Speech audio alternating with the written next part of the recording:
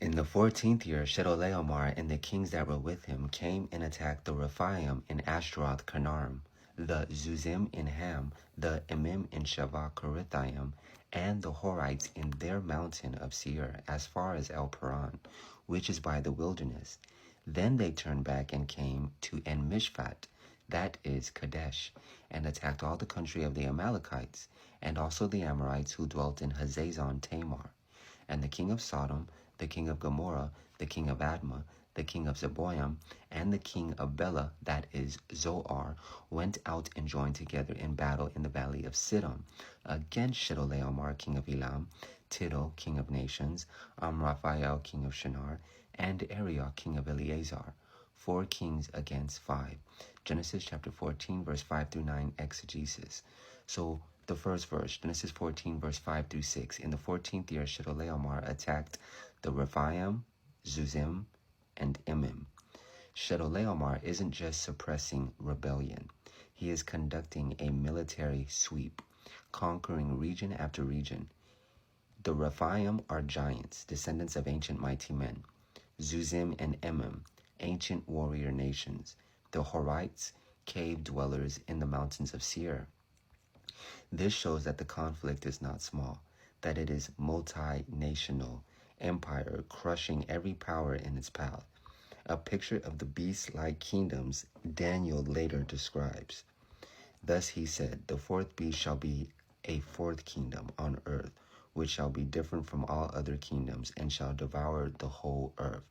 Notice the parallels and the mental mindset of the kings who decide to indoctrinate universally, whether that be physically, mentally, or spiritually.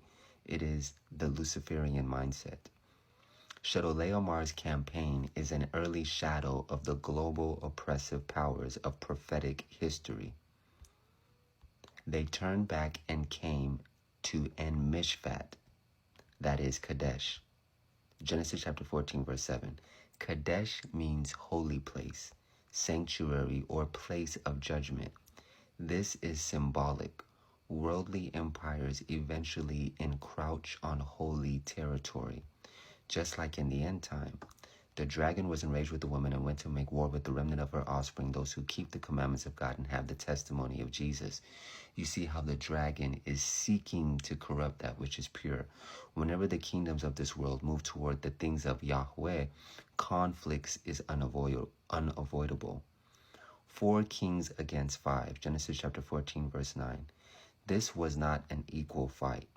Though 5 kings, Sodom, Gomorrah, Admah, Zeboim, Zoar, united, they lacked moral and spiritual strength. The text hints at their weakness. These were cities already under judgment. Genesis chapter 13, verse 13. Here is a spiritual principle. Unity in wickedness is still weakness. Few with power defeat many with purpose. Or few with purpose defeat many without purpose. This anticipates end-time prophecy, where a small coalition, 10 kings under the beast, dominates the world. Revelation chapter 17, verse 12 through 14. Notice the parallels. The righteous remnant, through few, stand firm through the power of Yahweh.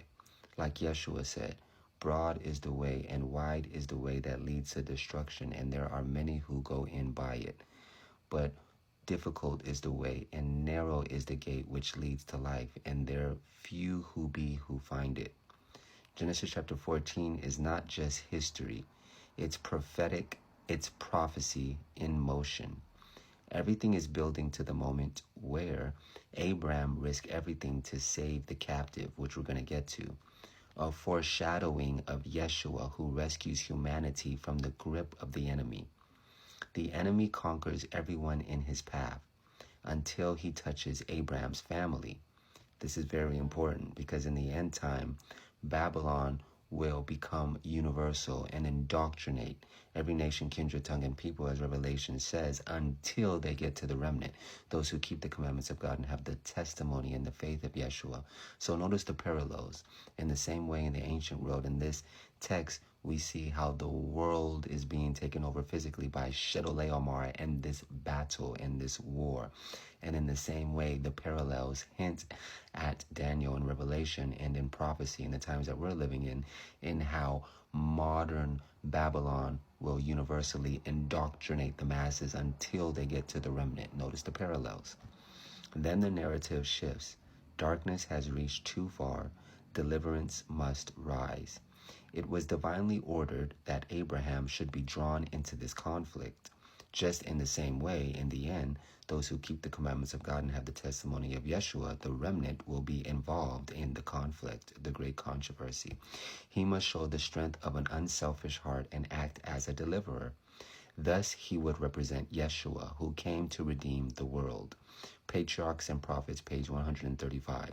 The possessor of heaven and earth marshaled the forces of heaven to go with Abraham.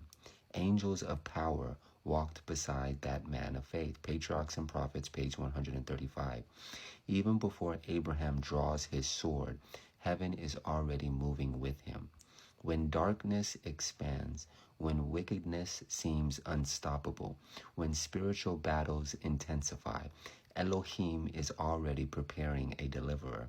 The enemy may sweep across nations, but he cannot cross the boundary of Elohim's covenant without consequence.